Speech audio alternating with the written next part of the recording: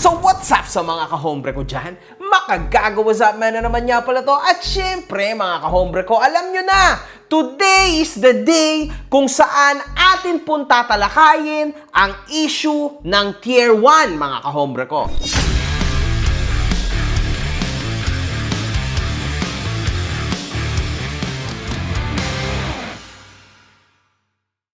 Hinahanap mo ba ako sa Facebook? I-follow mo na ako. Eto ang page ko. Well, ano ba ang Tier 1? Ang Tier 1 Entertainment ay isang Southeast Asian esports, Blacklist International at entertainment agency founded by Trike Gutierrez and Alodia Gosheng Fiao. Si Alodia po mga kahombre ko ay umalis na sa nasabing agency noong 2023. It is with a heavy heart that I bid Tier 1 Entertainment farewell. The journey we shared in building the company has been both challenging and rewarding. However, it has become evident that our visions and values are not aligned. I am grateful for the experiences, relationship, and accomplishments we've achieved together. Yan mga kahombre ko ha, mabalik lang ng konti. At syempre, nagkaroon din ng lumang post si MG ukol sa nangyayaring mga issue na ito. Putang ina mo, ang bobo mo talaga. Okay, nung February pa to ha, take note. Dear Tier 1, maraming influencers ang nagme-message sa akin in regard sa hindi nyo pagbabayad ng mga TF nila. Pag hindi nyo yan sila binayaran, magkakalabasan tayo sa YouTube ng mga ebidensya. Huwag naman na sanang umabot doon. Bayaran nyo na lang mga co-influencers ko. Mas nakakahiya Tier 1 pag nagkataon. Yan! February pa yan mga kahombre ko.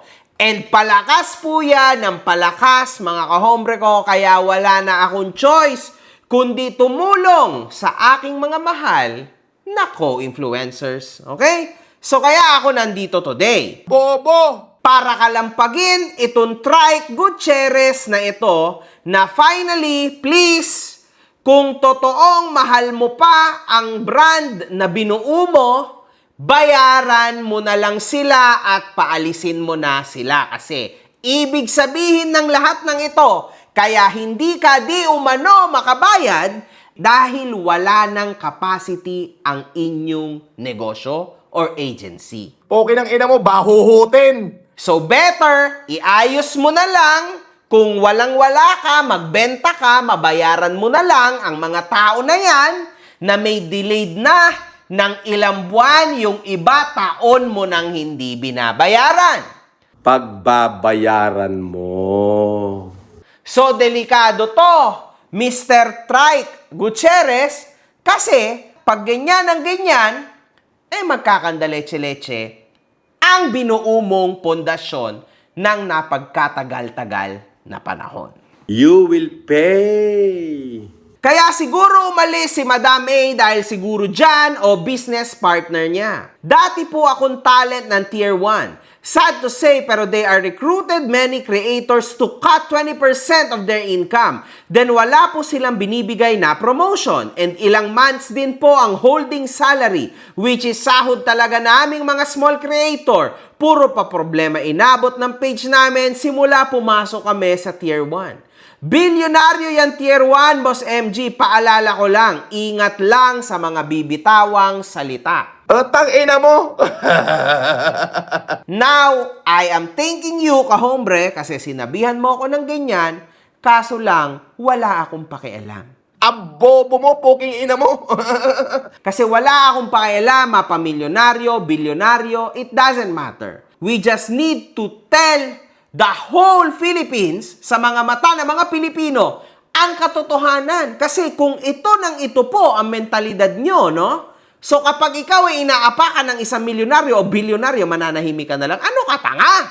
Alam mo ba yung kahindot-hindutan ka ng putang ina mo? Hindi pwede yun. Kung tama ka, ipangalandakan mong tama ka. Kung kailangan mong makipag-argumento ka. Ganun talaga ang buhay. Hindi pwede na may mataas, may mababa, pantay-pantay lang po tayo, mga kahombre ko. Post number 1 ng isang sikat na creator. Hello, Tier 1 Entertainment. Sana po ang bayad naming mga nagtrabaho ng maayos. So, ayan na. Nagkaroon naman ng ikalawang post si Amara kung saan ay bigla ang binayaran na ito agad ng Tier 1. Waited 4 months. No pay, less than 1 hour after posting, deposited agad. Bakit ang bilis bigla? Para ba i-delete ko na? Paano yung project ko dati na nag-sorry na lang sa email kasi di na ako mababayaran? Paano din yung ibang mga talents na sumusunod sa deadlines? Pinaghihirapan yung postings, nagtatrabaho na maayos, na until now, wala pa rin. Ang lala. So, wow! Kudos to you, Madam Amara TV, kasi yan ang gusto kong mentalidad. Iyang kagaguhan mo ang kailangan ng mamamayang Pilipino sa panahon ngayon. Tuling-tuli ka talaga, Amara TV. O para sa akin, tulin-tuli ka. Isa kang tunay na lalaki. Nasa likod mo ko. Ipinagmamalaki kita. Kasama mo ko. Nasa likod mo ko. Ha? Kahit ano mangyari, hindi kita iiwan. Comments! Dagdag ko lang bago matulog. Kawawa yung mga employees na humaharap sa talents. Sila yung inaaway when wala naman silang kasalanan and magawa. Sila pa ang nagsosorry. Eto pa, isa pang creator nila, Nevs. Wow! Nagbayad agad kahit Sunday, ha? That's actually insane. The local industry over in the Philippines can never match up with the international level with this low level of embarrassment and accountability. Dito rin, mga kahombre ko, nagsalita na ang iba't ibang mga influencers na hindi pa rin nababayaran. Tier 1, sana naman isettle nyo po ang bayad nyo sa amin. Pinaghihirapan namin at pinagtatrabahuhan.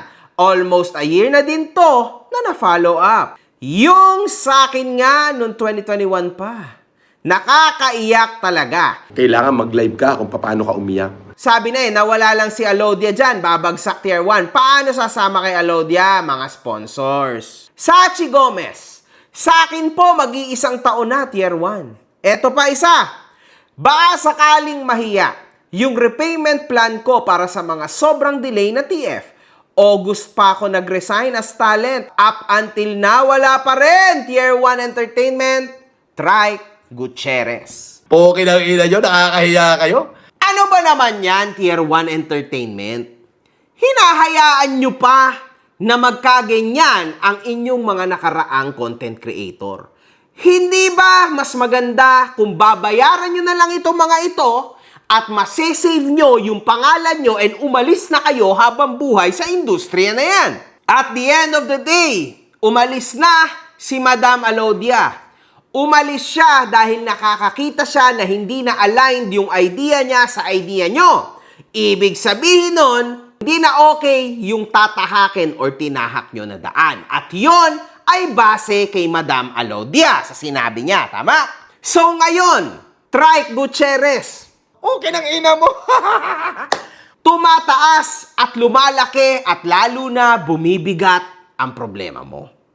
Ngayon, eto yung unang babala at unang warning ko sa'yo kasi ayoko naman na kung ano-ano agad paglalabas ko kasi alam niyo yun, wag naman tayong ganon, di ba? I-post mo yung address mo, poking ina mo. Ang gawin natin, mga kahombre ko, bigyan natin ng babala o warning. Ihanda mo katawan lupa mo, sabi ko sa'yo.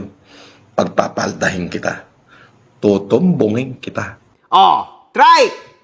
Eto na, si Makagagawa Zapman, nakikiusap sa'yo na bayaran mo na ang mga influencers mo.